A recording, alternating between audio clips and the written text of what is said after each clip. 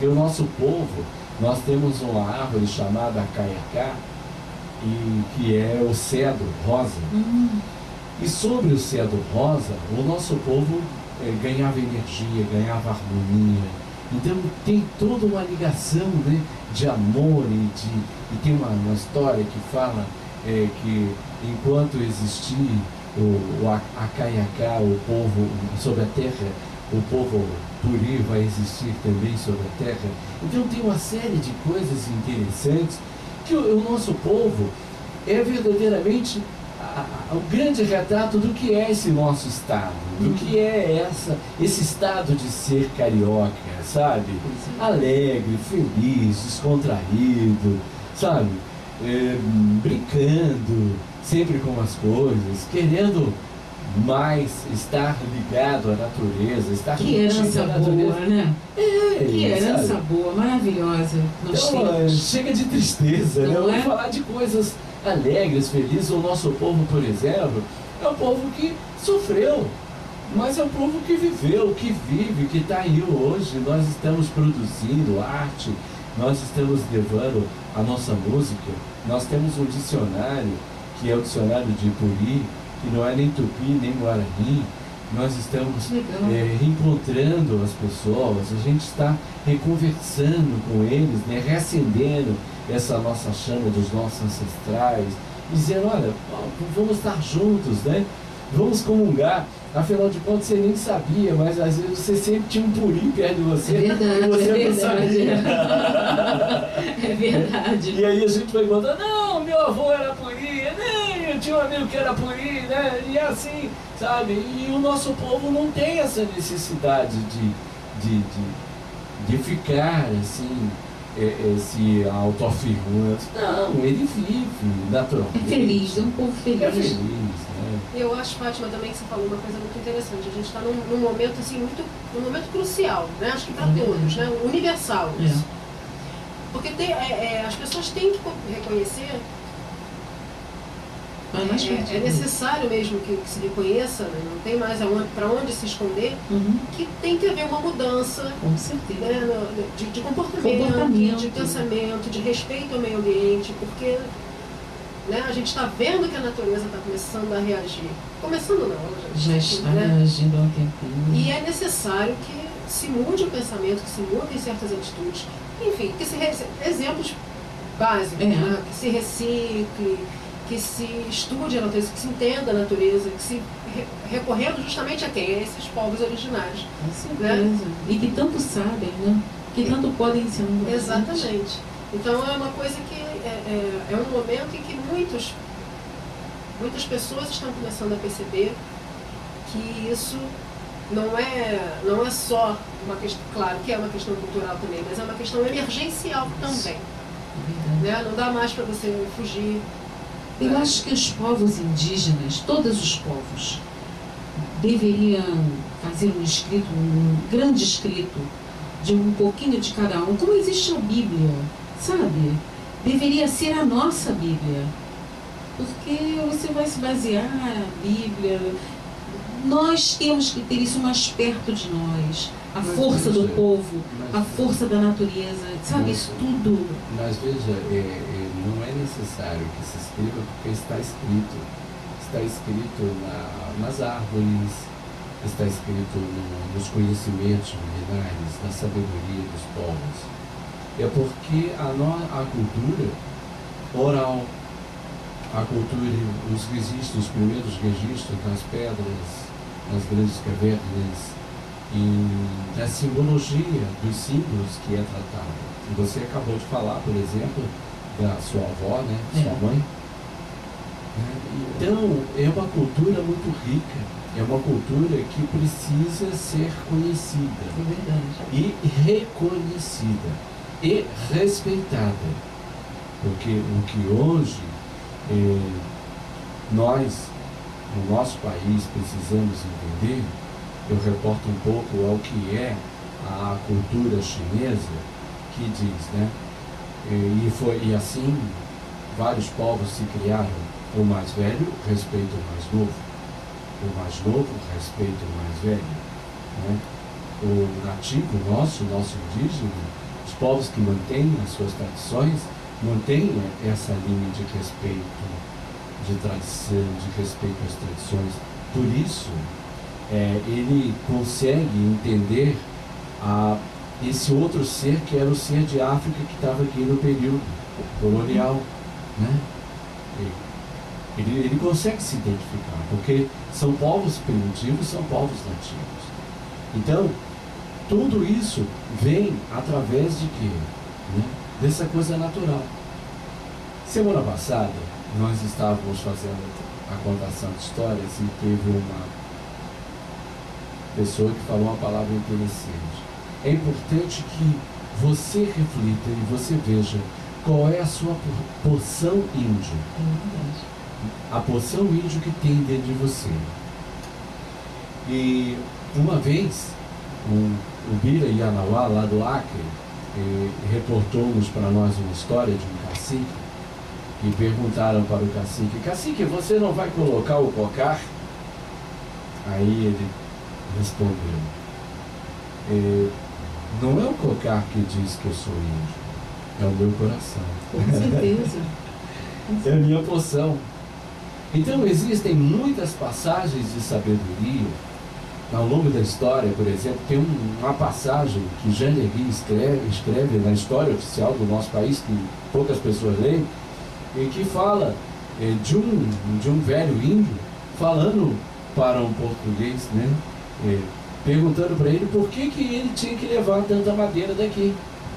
E se eles não acreditavam, como ele, que tinha criado seus filhos, que o pai dele tinha criado seus netos, que o avô dele tinha criado seus netos, tinha criado seus filhos, e que ele tinha criado seus filhos, e se aquelas pessoas que estavam ali não acreditavam que o Criador de todas as coisas ia dar a madeira necessária para eles poderem. Então, que são... Precisava levar. Não precisava. Isso há mais de 500 anos.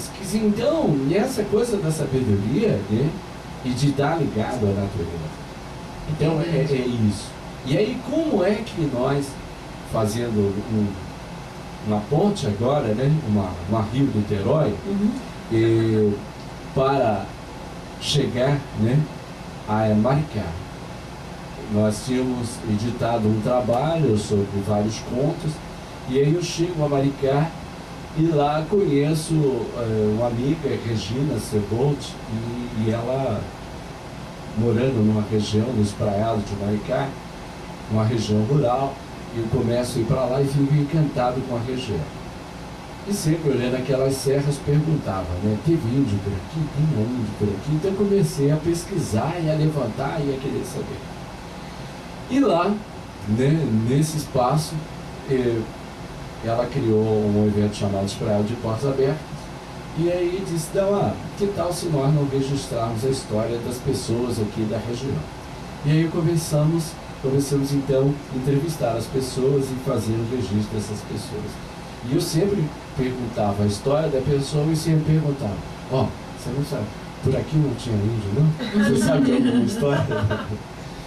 E aí, então, uma das narrativas, né, que nós conseguimos é de uma vizinha, de uma senhora, de uma das famílias tradicionais, que fala que o pai dela fabricava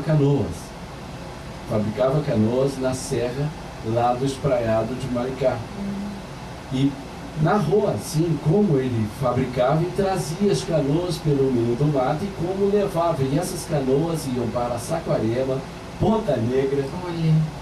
E aí, com o professor Marcos Lacerda, né, que é outro grande incentivador da cultura, ele começou a me falar: poxa, temos que fazer um trabalho sobre as árvores aqui da região. A Regina também: não, tem que fazer um trabalho aqui sobre as árvores da região, e vamos fazer. O professor Marcos Lacerda me levou lá na Barra de Maricá, na Lagoa de Maricá. E então, lá na Lagoa de Maricá, eu vou encontrar os caiçaras, que são grupos de índios que estão lá, filhos das Índias, né, do cruzamento com o português, e que tem uma pesca nativa ainda no dia de hoje. Existem canoas lá em Maricá com mais de 200 anos. Barato. Compreende? Olha. Então, a coisa está muito latente. está nova ainda, está aí, né? E a técnica artesanal do pessoal lá, dos pescadores de lá, é a técnica indígena. Continua lá, né? Então, a partir daí, nós começamos a desenvolver esse trabalho de começar a escrever sobre as árvores. E é aí onde nós chegamos no Árvore Vida. Hoje. Aí nós chegamos no Árvore Vida e aí começamos a escrever poesias e a falar de uma forma mais lúdica, né? Do que é como é brincar com essa coisa da natureza, brincar com as árvores, né? Muito interessante. Né? Imagina. E aí, isso das crianças, né? Então é esse trabalho que, por exemplo, tem 2 anos esse trabalho, né? Dauá desenvolve esse trabalho Árvore é Vida tem uns 2 anos, não é isso? É essa montagem, né? Essa montagem que a gente já vem há uns 5 anos montando, organizando as coisas, né? E objetivamente, há uns 2 anos, nós estávamos assim, reunindo todo esse material, né? E dando seguimento. E vamos fazer um trechinho aqui, vamos botar um pouquinho de música nessa prosa. Maravilha. É um dos trabalhos Árvores, uma poesia da energia das árvores e a melodia dos periquitos, né? Então nós falamos assim: a semente voa no vento, passarinho é engolido, e jogada no chão assenta pela mão do homem colhida. E o pássaro canta viu, viu, e o pássaro canta viu, viu. O tempo apaga, o sol fecunda, sobe procurando a luz. A raiz estica e afunda, verdes folhas no caule reluz. E o pássaro canta viu, viu, e o pássaro canta viu, viu. E o pássaro canta viu, viu, e o pássaro canta viu, viu. Na terra tem nutrientes, ao tirar vai ficando fortes. Abrem galhos longos crescentes, floresce fruto está no porte. E o pássaro canta viu, viu, e o pássaro canta viu, viu. E o pássaro canta viu, viu, e o pássaro canta viu, viu. Amadurece o tronco, cresce uma árvore, vai dar sombra em copa frondosa, protege, revigora a terra, as nascentes, o rio e a prosa. E o pássaro canta viu, viu, e o pássaro canta viu, viu, e o pássaro canta viu, viu, e o pássaro canta viu, viu.